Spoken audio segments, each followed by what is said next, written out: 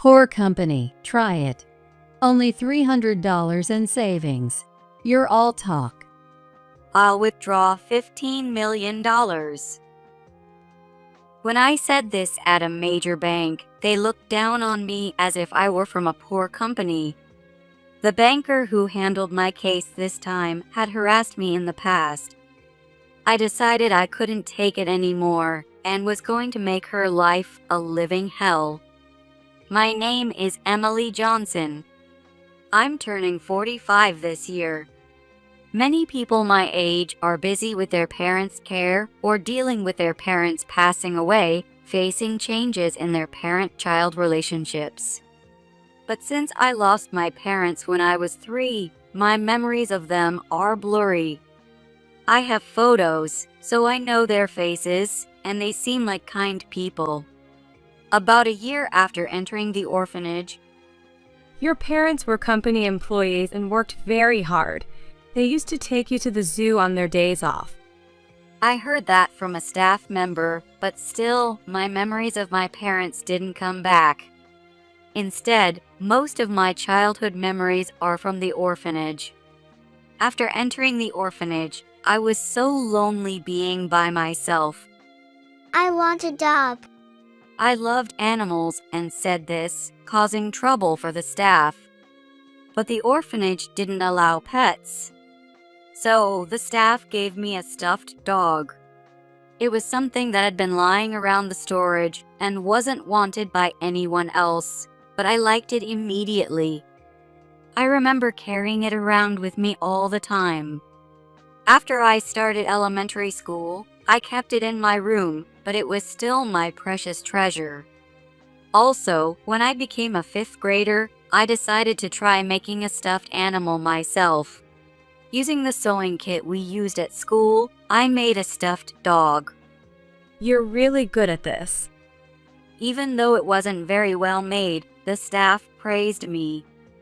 That encouragement made me work hard on making stuffed animals. I got better with each attempt, and by high school, I was so into it that I joined the crafts club. In my senior year of high school, I won an award in a crafts competition and chose a job related to crafts. After various ups and downs, I'm now at my current company, and I'm impressed with how far I've come. I want to continue living my life supported by the crafts that have sustained me. But recently, I've been troubled by someone. Her name is Alice Nelson. Alice is a 50-year-old banker who lives in a luxury high-rise apartment across from my house. You might think that I live in a luxury apartment too, but that's not the case. I live in an old apartment with a rent of $500, a building over 30 years old. This area used to be a forest with only a few houses, but about 5 years ago, houses and apartments started being built one after another. The apartment I live in has been here much longer and remains surrounded by taller buildings without any renovations. Some might think I should move to the fancy high-rise in front of me. I considered moving at first, but decided against it. The rent is too high, and I don't need the luxurious facilities of the high-rise. The high-rise has excellent security, an observation deck with a view of the night sky, and a party room, and even a 24-hour concierge. But I don't throw parties, and I'm not interested in the view. Also, the landlord of my apartment installed security cameras and changed all the locks to high-security ones for safety. My apartment doesn't have an entrance hall, but it's enough for me since I don't keep valuables at home. I don't want to pay more than $2,000 a month just to live in a high-rise. Everyone has a lifestyle that suits them. Alice seems to like being surrounded by luxury, with all her rings and necklaces from high-end brands. This is something I just bought. I already got bored of the ring I bought 2 months ago. When she sees me taking out the trash, she brags about it. At the same time, she looks down on me for my modest appearance. Aren't you embarrassed to dress like that? Should I give you some of my high-end brand items? Oh, never mind. Just a week ago, she teased me like this, and it was really annoying. Moreover, she knows my apartment number. She probably saw me going in and out of my room by chance. Because of that, she occasionally comes to my room to brag. Hey, I had fancy French food today. Oh, it was delicious. Even though I want to relax at home, she ruins it with her pointless boasting. And she doesn't leave after 5 or 10 minutes. She talks for over 20 minutes. When I saw that ring, I couldn't help but shout, "Oh, my destined ring." Just like a destined person. It's a destined ring. That's how the world works. She speaks so loudly and emotionally like this, causing trouble for the neighbors. The walls of my apartment are thin, so any loud noise can be heard clearly. Excuse me, there are neighbors around, so could you please talk a bit quieter? Also, it's already 8 p.m. and I'd like to have dinner. Even when I point this out, Alice doesn't listen. I'm generously sharing my knowledge with you. And that's your attitude. How about I tell you about the necklace I'm wearing now? She says things like this and doesn't listen at all. The other day, my neighbor, Jack Walker, came over angrily. Hey, keep it down.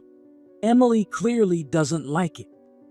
Alice looked scared when she saw the stern-looking Jack. Eek. I'm so sorry. She screamed and ran away at full speed, and I felt relieved. It's no big deal. We help each other out when in trouble. But what happened to that woman? Well, actually, I briefly explained about Alice. Oh, the woman from the high rise? She's quite the character. But why does she bother you so much?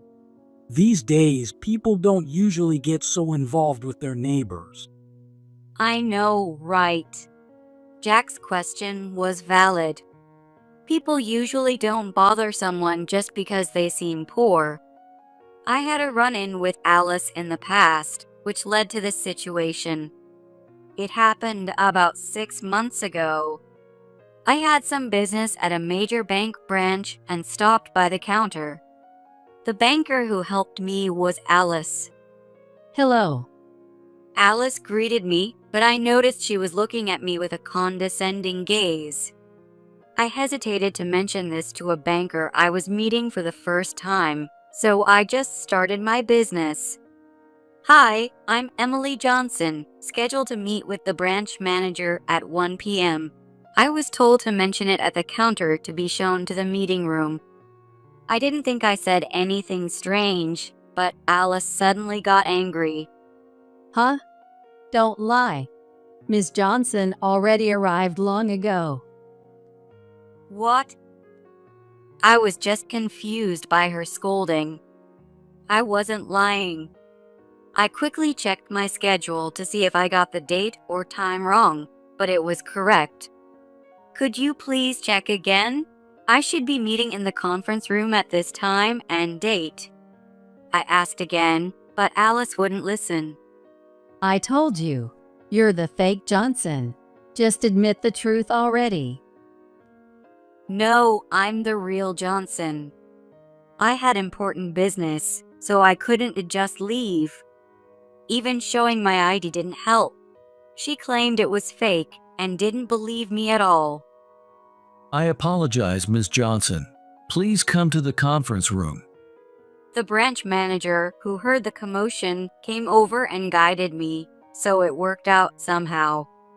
Later, the branch manager explained that there was another Miss Johnson scheduled to meet with him at noon. Alice knew about the other Miss Johnson, but completely forgot about me. I'm so sorry. After my meeting with the branch manager, she apologized, but her face looked sulky. She didn't seem genuinely remorseful, so my dissatisfaction wasn't completely resolved. But no matter how mistaken she was, expecting a heartfelt apology from someone who gets that angry at a stranger is pointless. I decided to just let it go and forgive her. But then, a week later, as I was taking out the trash in the morning, Alice came running from the high rise across the street, her eyes sparkling. I remember freezing in fear. "Hey, what's going on?" I live in that building, and you live in that apartment, right? Turns out we're neighbors. Hearing that made me feel dizzy. Sensing she was up to something, Alice started saying something outrageous. Thanks to you, I became a laughingstock. What are you going to do about it? Huh, it's my fault? It was her mistake to begin with, yet she was holding a grudge. The branch manager scolded me, and regular customers said they were scared. It's all your fault. Alice glared at me like a vengeful spirit. Since then, she has seen me as an enemy and constantly harasses me, which is very annoying. I considered moving, but she only bothers me 2 or 3 times a month at most. Considering the low rent, moving just because of Alice seemed wasteful. Alice herself seems to hold back enough to avoid being reported to the bank or forcing me to move. I found such a good target, so I'm going to cherish you. She said this creepily with a grin. Some people might think I should move. However, I heard some rumors about Alice and the high rise. Jack, who heard the whole story from me, said, You've attracted some trouble, but it's just a bit longer. You can just wait and see. However, trouble often comes without warning. I had business at the major bank branch again. Unfortunately, Alice was at the counter, and I felt like leaving, but I had no choice. Alice handed me a number ticket with an unpleasant smirk. We'll call you in numerical order, so please have a seat and wait. The bank was very crowded, and it looked like it would be a long wait. Indeed, I ended up waiting for a total of 5 hours. I tried to work on my tablet and got permission to go shopping in the meantime, but it was still too long. Thanks for waiting. Alice called me with a smirk, and I realized she had deliberately delayed my turn. But confronting her wouldn't get an apology, and I didn't want a scene at the counter. I swallowed my frustration and said, I'd like to withdraw $15 million. It's a large amount, but I've notified the bank in advance, so please process it. I knew it was a staggering amount, but Alice looked at me with contempt. Poor company, try it. Only $300 in savings. You're all talk. Huh? $300 in savings? That can't be right. What is she talking about? Excuse me, but I think you're mistaken again. I've arranged to withdraw $15 million today. Please check again. I asked her, but Alice wouldn't listen. Stop whining, you poor thing. Get lost. Please, can you get another banker to help me? I tried to get help from someone else, realizing Alice wasn't going to listen. There are only trainees today, and the branch manager is out. I'm the only one who can handle someone talking nonsense about withdrawing $15 million. Alice insisted. In fact, the other bank staff were young and looked at me helplessly. Don't any of you get involved. This person is just blaming us for her own mistake. She's really the president of a poor company with only $300 in the bank. Alice said this strongly, so no one else intervened. Stop daydreaming and leave. I don't want to see a poor woman with a compulsive lying problem. While I was wondering what to do, Alice finally started to push me out. The surrounding people were also giving me cold stares. and I realized there was no point in staying. I decided to leave, but I couldn't take it anymore. I felt a fiery anger rising through my body. I decided to make her life a living hell. The next day, I returned to my office after a lunch break and checked my phone. I had left it behind and wanted to see if I had any messages. I saw over 30 missed calls since 11 a.m. They were all from the bank. I figured it was about yesterday, so I called back immediately. Well, I'm so sorry about yesterday. I heard Alice's voice, completely humbled. I'd like to properly apologize, so could you come to the bank? Understood. I'll head over now. Luckily, I had no appointments in the afternoon, so I quickly ate lunch and went straight to the bank. Alice and the branch manager, both looking pale, were there. We deeply apologize for yesterday. Please come to the meeting room. The branch manager guided me, and we went to the meeting room. As soon as I sat down, Alice deeply apologized. I'm truly sorry. I can't believe I made another mistake. As I thought. So what did you confuse it with this time? When I asked, it turned out it was again related to the other, Ms. Johnson. That Ms. Johnson was the president of a struggling company on the verge of bankruptcy. She is someone who probably only has $300 in her account. I mixed her up with you. Are you really reflecting on this? That's very rude to her, I said pointedly, and both Alice and the branch manager deeply apologized. Emily Johnson is the president of a stuffed animal manufacturing company. I explained before that the business is doing well. The branch manager scolded Alice harshly. Yes, I currently run a stuffed animal manufacturing company. After graduating from high school, I worked at a company making small items and stuffed animals for a gift shop. Eventually, I wanted to create original products that would bring joy to people, so I started my own company. I chose stuffed animals because they've been dear to me since I was a child. I hope there are children who feel comforted by stuffed animals like I did.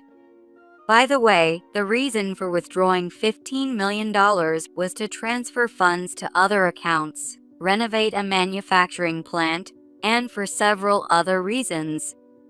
We discussed this during the meeting on the day Alice began holding a grudge against me. With such a large sum involved, I wanted to clarify the reasons for the withdrawal. Still, that's quite a misunderstanding. Why do you keep making these mistakes? Well, you see, because you live in a shabby, old apartment. I assumed you weren't doing well financially. Instead of simply apologizing, Alice added unnecessary details. My company isn't that big, and I try not to be extravagant for the future.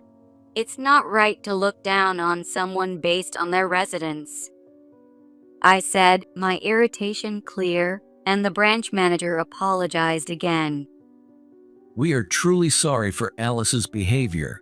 She will be fired. Yes, please forgive me for that. Alice apologized with a hopeless expression.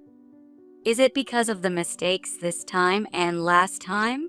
Or is it because it was found out that she was bothering me near my home? What do you mean by bothering? Why do you keep bringing up irrelevant things? It seemed that they didn't know about that, so I decided to speak up as a form of retaliation. I don't know how to apologize enough. Stop bothering this person right now. The branch manager scolded her.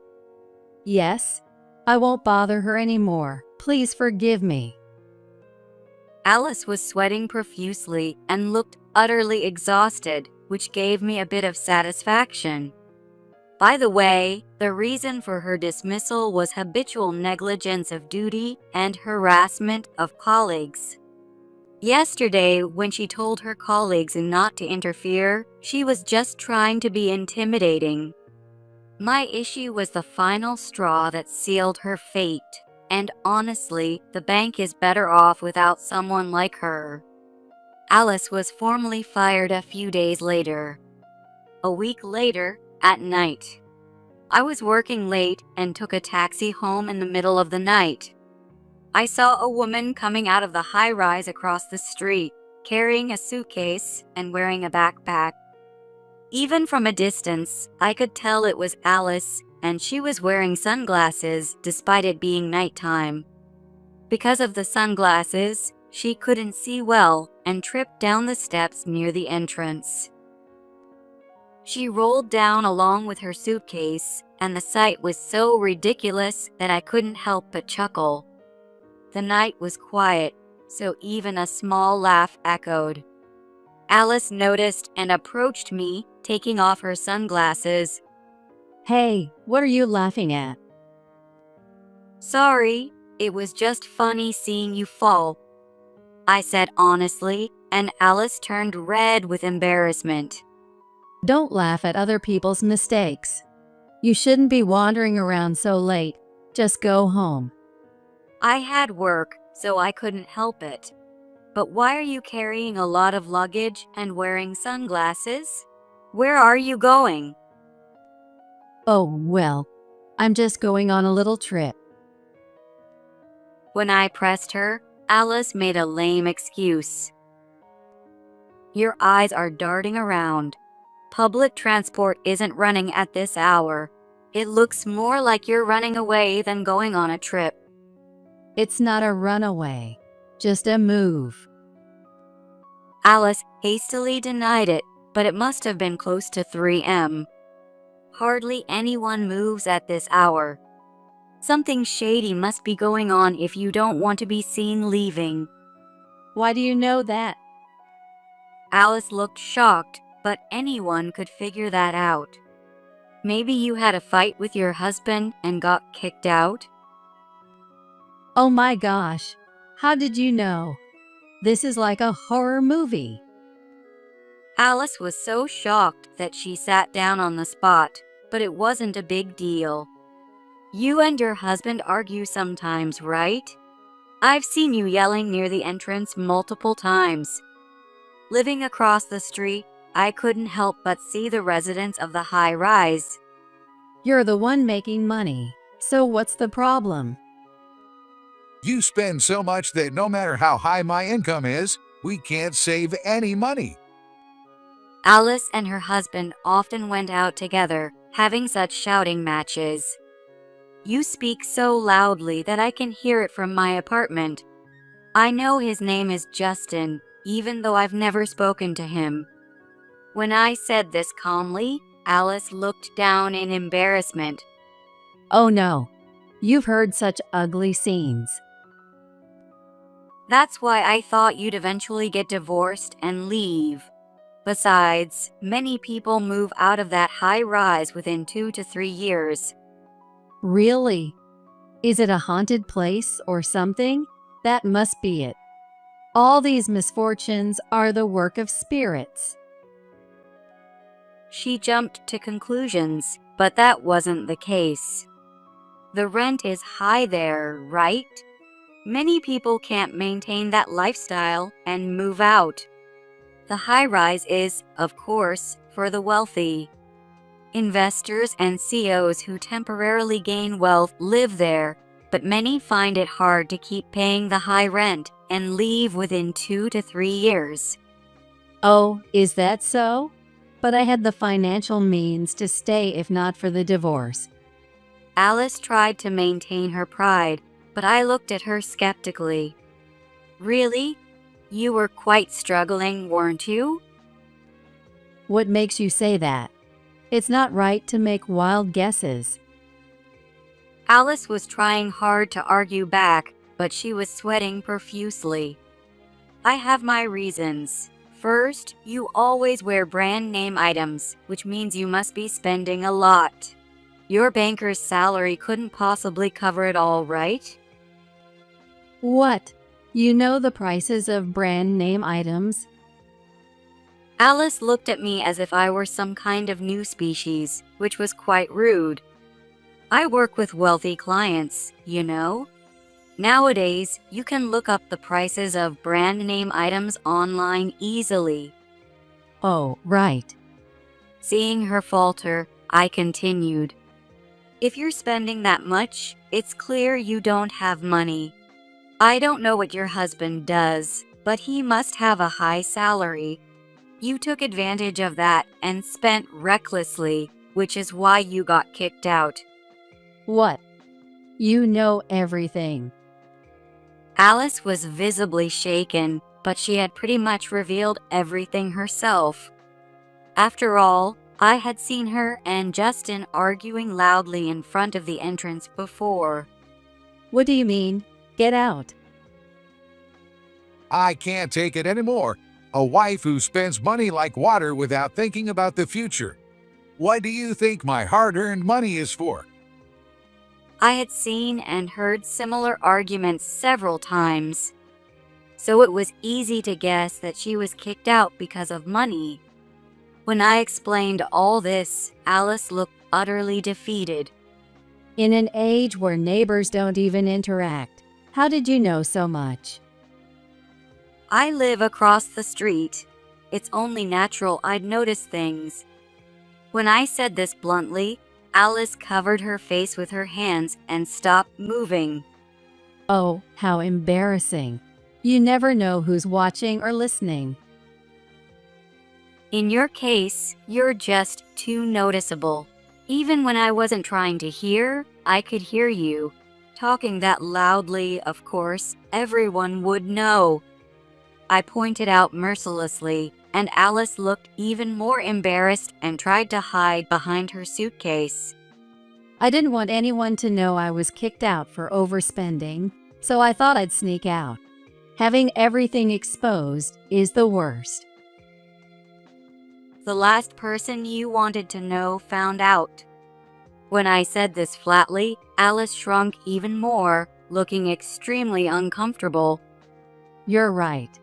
Life is so unpredictable. You don't need to talk about your entire life. Anyway, if you're moving out, you should hurry. People have been watching us for a while now. Indeed, a man behind us was looking at us worriedly. Two women facing each other in the middle of the night, with one trying to hide behind a suitcase. Of course, that's going to make anyone feel uneasy. Oh, it's fine. When I called out, the man left, but he still looked puzzled. Alice watched this with a look of despair. Why are there people around at this hour? This is a residential area now. Some people work late and come home in the middle of the night. I explained, thinking it should be obvious. I can't stay here any longer. Alice said and dashed off into the night. She was noisy, but if she's really gone, it's a relief, I thought as I headed back to my apartment.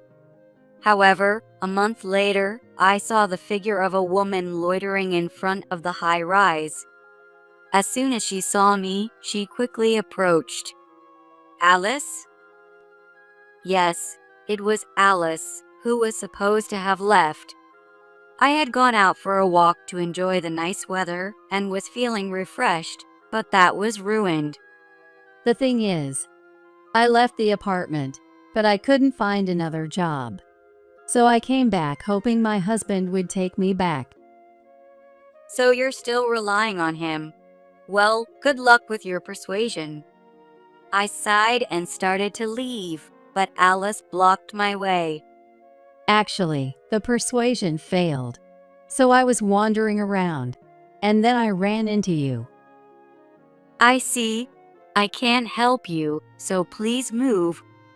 Not wanting to get involved in any trouble, I slipped past her and ran to my apartment entrance. but Alice persistently blocked my way. Wait, I need your help. Hearing this, I couldn't believe my ears. Have you forgotten what happened between us? Think about your actions. I know it's a ridiculous request. I'm just hoping for a miracle. Why would you think there's any chance I'd help you? I have no intention of doing so, I said coldly and tried to head to my room. Ugh, that's cruel. But then Alice started crying. I'm swallowing my pride to ask for help, and you refuse. You've lost all humanity. Are you saying it's my fault? Do whatever you want. Acknowledging her own mistakes while accusing me of losing all humanity. It's clear she hasn't reflected at all, and dealing with her is just a waste of time. I was fed up and pushed Alice aside, heading up the stairs. Wait, are you really going to abandon me? Alice shouted and followed me, but just then, Shut up. How many times do I have to tell you? Jack burst out of his room. At his signal, 2 other residents also came out. You woke me up from my nap. You're the one who used to make all that noise, right? Emily told us you left, so why are you back? Alice was bombarded with these remarks and froze in shock. Wait, don't say something like that so sudden. Let me tell you, we've been putting up with your loudness for too long. We have the right to complain. Jack's angry expression made Alice cower. Oh yes, I see. But you all get along so well. This apartment is old, and some of us have lived here for over 10 years. It's a rare place where neighbors still get along well. As I explained in a calm and cold voice, Jack and the other 3 residents closed in on Alice, their voices echoing like they were coming from the depths of the earth, saying, "Go away." Eek, I'm so sorry. Even Alice realized this was bad and ran off trembling. "Don't ever come back," I yelled at her, retreating back. Thanks to the power of the neighborhood, Alice never showed up around the apartment again. I didn't know what happened to her after that until one day when I was on a business trip. I went to a diner for lunch and saw her working there as an employee. What? Why are you here? Alice screamed, completely flustered upon seeing me. The male manager scolded her. She was so thrown off that she dropped a glass of water and spilled a salad, making mistake after mistake. I'm so sorry. You're too incompetent. You're fired. Alice apologized repeatedly as the manager yelled at her. I had a strong feeling that there would be no bright future in store for Alice. I couldn't shake this premonition. On the other hand, my company is doing well, and our sales continue to grow. The stuffed animals we recently released are selling well, and we're now in mass production. Children from all over the country have sent thank you messages, making me grateful every day for this job. I still get along well with the apartment residents, and we often talk about how peaceful it has become. I'm very happy to live an ordinary life every day. Alice was a real nuisance, but she taught me that ordinary days are precious. Anyway, I want to live my life with gratitude for having found the perfect place to live. Thinking about that, I continue to work hard every day.